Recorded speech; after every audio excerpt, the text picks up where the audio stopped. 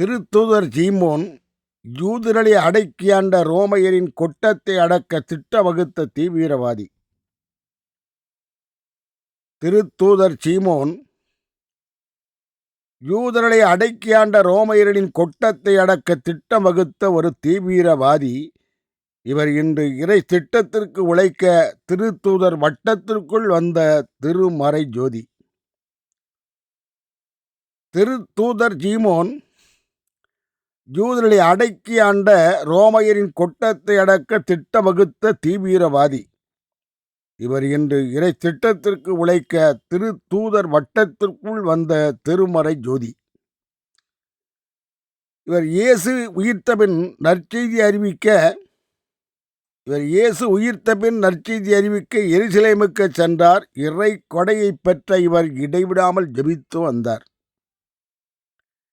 பின்னர் இவர் தென்னாப்பிரிக்காவிற்கு போதிக்க சென்றார். சென்ற இடமெல்லாம் சாதித்தும் வந்தார். பின்னர் பிரிட்டனுக்கு சென்று நற்செய்தியை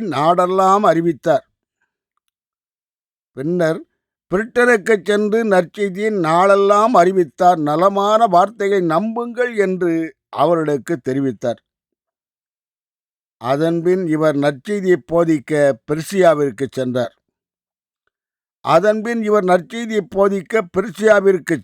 பெர்சியர்தான் இவர் உடலை ரம்பத்தால் இரு துண்டாக்கி கொண்டார். அதன்பின் இவர் நற்செய்தியை போதிக்க பெர்சியாவிற்கு சென்றார். பெர்சியர்தான் இவர் உடலை ரம்பத்தால் இரு துண்டாக்கி கொண்டார். திருத்தூதர் குழுவைச் சேர்ந்த யூதா ததேயுவோ இயேசுவின்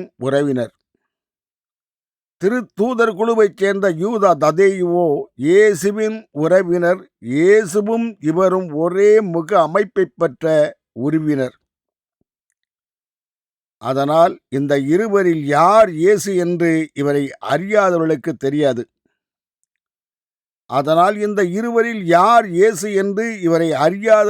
தெரியாது. இவர்கள் இருவரில் ஒருவர் சொன்னால் ஒழிய புதிதாக வந்தவர்களுக்கு எதுவும் புரியாது.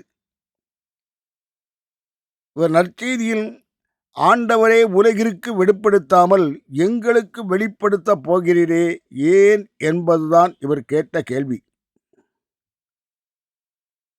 இவர் நற்செய்தியில் ஆண்டவரே உலகிற்கு வெளிப்படுத்தாமல் எங்களுக்கு வெளிப்படுத்த போகிறீரே ஏன் என்பதுதான் இவர் கேட்ட கேள்வி.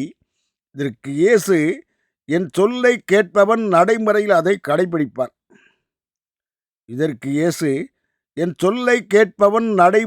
அதை கடைபிடிப்பான். நானும் என் தந்தையும் அவனிடம் வந்து குடிகொள்வோம் என்பதுதான் இயேசுவின் பதில். இயேசு விண்ணேற்புக்கு பின் நற்செய்தி அறிவிக்க எடேசியாவுக்கு சென்றார். இவர் இயேசுவின் விண்ணேற்றத்திற்கு பின் நற்செய்தியை அறிவிக்க எடேசாவிற்கு சென்றார். எடேசா மன்னரின் உடல் நோயையும் குணமாக்கி தந்தார். அம்மன்னரும் கிறிஸ்தவத்தை ஏற்க திருமுழுக்கு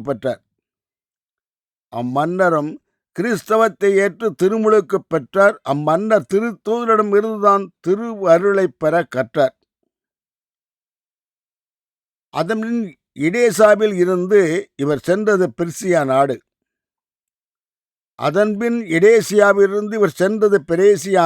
இந்த பெரேசியாவில் தான் இத்திருத்தூதருக்கும் வந்தது பாடு. அதன்பின் எடேசாவில் இருந்து இவர் சென்றது பெர்சியா நாடு. இந்த பெர்சியாவில் தான் திருத்தூதருக்கும் வந்தது பாடு. இவர் பெர்சியாவின் வேதம் போதிக்கும் போது வேத விரோதிகள் இவரை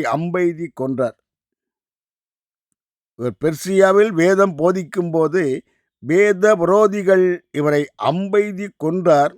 இந்த உலகை மீட்க யூதாவும் இயேசுநாதரைப் போலதான் தன் இன்னுயிரை தந்தார். இம்மண்ணுயிரை மீட்கத்தான் இயேசு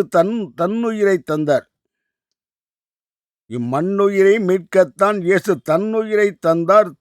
தூதர்களும் அவர் வழியாகத்தான் வந்தார். உலகிற்கு சும்மா கிடைக்கவில்லை மீட்பு. இயேசுவின் சொல்லை ஏற்காதவர்களுக்கு விடை தரப்போகிறது நடு தீர்ப்பு. உலகிற்கு சும்மா கிடைக்கவில்லை மீட்பு. இயேசுவின் சொல்லை ஏற்காதவர்களுக்கு விடை தரப்போகிறது நடு தீர்ப்பு.